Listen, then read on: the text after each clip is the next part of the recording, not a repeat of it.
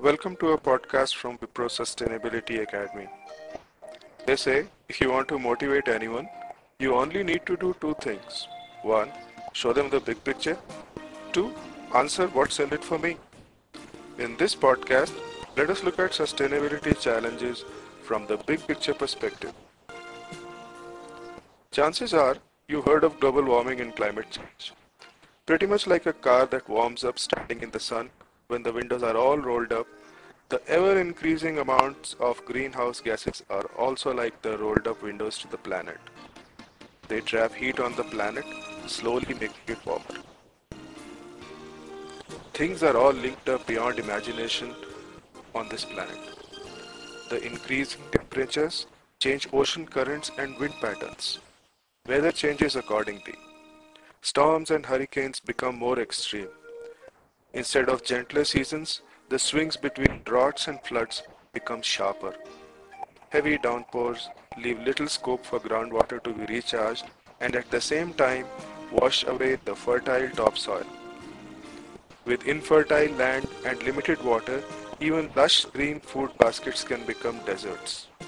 This gets compounded because somewhere upstream, frozen glaciers have melted away as well. It starves rivers at the source itself. When nature causes devastation, diseases and starvation are usually not far behind. When life becomes hard, can social unrest be far behind too? We usually talk about green in terms of impact on climate from global warming. Since things are linked up, the areas of impact affect each other, sometimes in a spiral that gains momentum from the linkages. Water shortages and polluted groundwater has its own challenges for heavily populated areas. Wherever industrial activity is beginning to emerge, those areas have their own special challenges in terms of pollution and waste mismanagement. Then there is the traditional divide between the developed Western world and now fast developing Asian tigers. India and China can always argue that most of the greenhouse gases have been a result of Western world's mindless industrialization and that they are entitled to the same mindless lifestyle too.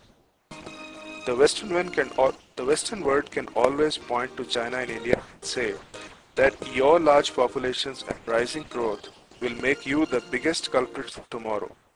We probably committed our sins in ignorance, but can you not see what you will do to the planet if you follow our way?